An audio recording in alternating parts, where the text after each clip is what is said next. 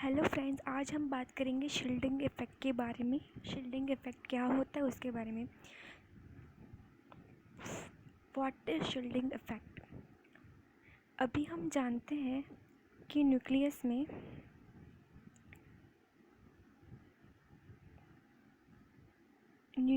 में प्रोटॉन्स होते हैं और शेल्स में इलेक्ट्रॉन्स होते हैं। तो अभी क्या होता है कि न्यूक्लियस का जो प्रोटॉन होता है और जो शेल्स के जो इलेक्ट्रॉन होते हैं उनके बीच में अट्रैक्शन होता है। अट्रैक्शन और जो होते हैं इनर शेल के इलेक्ट्रॉन्स और आउटर शेल के इलेक्ट्रॉन्स उनके मोशन। तो अभी ये देखा हमने प्रोटॉन और इलेक्ट्रॉन के बीच में अट्रैक्शन और इनर शेल के इलेक्ट्रॉन और आउटर शेल के इलेक्ट्रॉन के बीच में repulsion.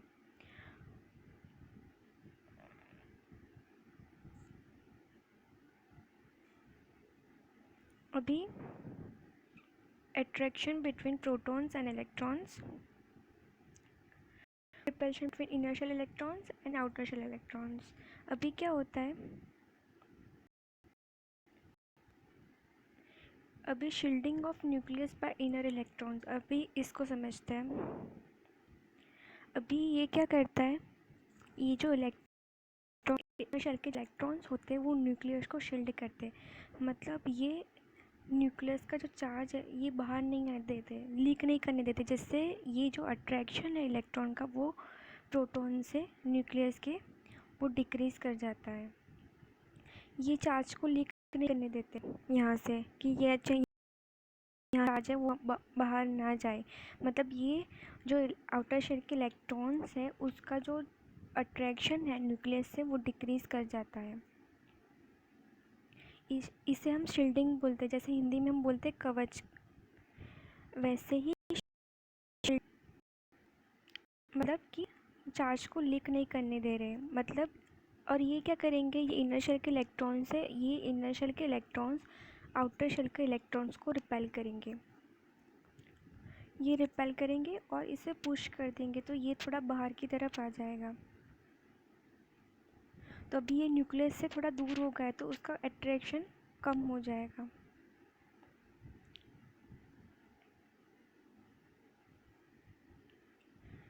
Inner shell electron slightly repels valence electrons, hence effective nuclear charge decrease। अभी हम देखते हैं इफेक्टिव न्यूक्लियर चार्ज क्या होता है। अभी जो चार्ज होता है यहाँ पे इलेक्ट्रॉन्स का, वो ये इनर शेल के इलेक्ट्रॉन से कम हो गया।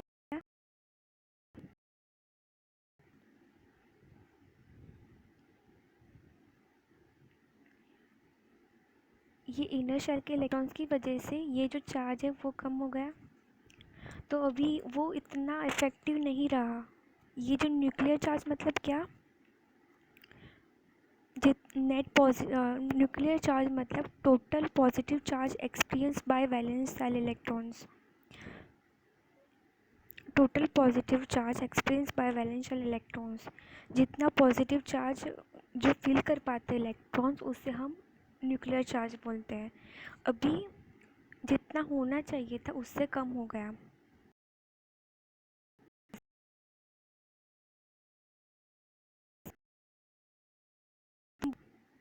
समझ आया? Hence effective nuclear charge decrease due to shielding effect. अभी ये शील्डिंग की वजह से न्यूक्लियर चार्ज डिक्रीज हो गया। अभी हम इसे अच्छे से समझते हैं पूरा क्या हुआ। ये प्रोटॉन और इलेक्ट्रॉन के बीच में रिपल्शन है। तो अभी ये इनर शेल के इलेक्ट्रॉन्स है, उसने आउटर शेल के इलेक्ट्रॉन्स में रिपल्शन है तो उसको बाहर की तरफ स्लाइटली पुश कर दिया, तो ये थोड़ा बाहर की तरफ आ गया।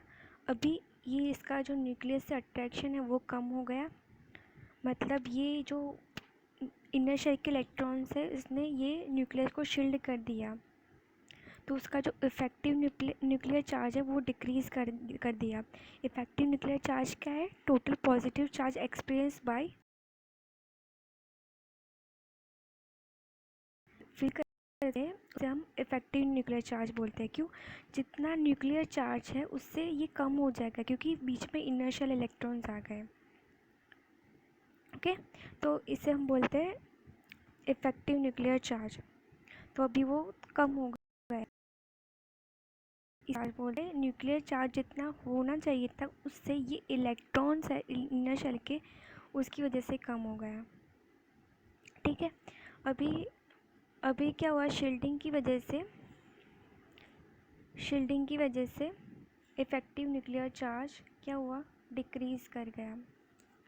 अभी हम देखेंगे शील्डिंग की पावर कितनी होती है। अभी एस होता है ऑर्बिटल, पी ऑर्बिटल होता है और डी और एफ ऑर्बिटल, 4 ऑर्बिटल होते हैं। तो सबसे ज़्यादा शील्डिंग होती है एस की, फिर पी की, फिर डी की, फिर एफ की। क्यों? एस ऑर्बिटल कैसा होता है, अच्छे से कवर कर पाएगा।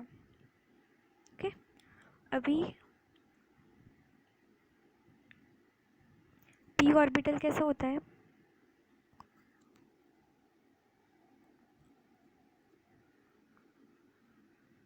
ऐसा, तो मतलब यहाँ से चार्ज जाएगा तो ये एस ऑर्बिटल के कंपेयर में कम शील्डिंग करेगा।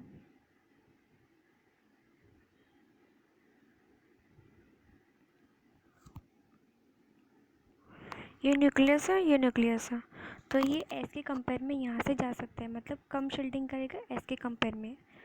अभी डी क्या है,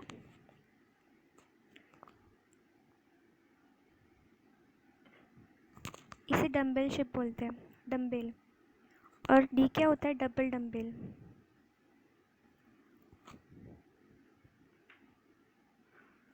ये अभी क्या डिफ्यूज्ड ऑर्बिटल है, तो यहाँ से चार्ज आ सकता है, यहाँ से हो सकता है, यहाँ से हो सकता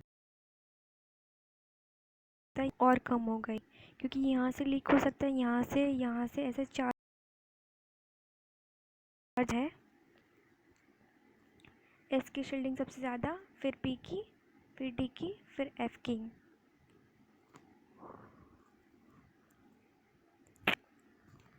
अभी आप लोगों को अच्छे से समझ आया तो अच्छी बात है। हम हमने आज देखा कि शील्डिंग क्या होता है,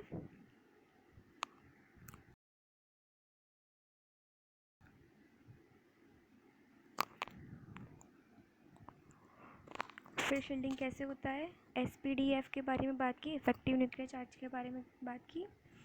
आपको समझ आया तो बहुत बहुत शुक्रिया।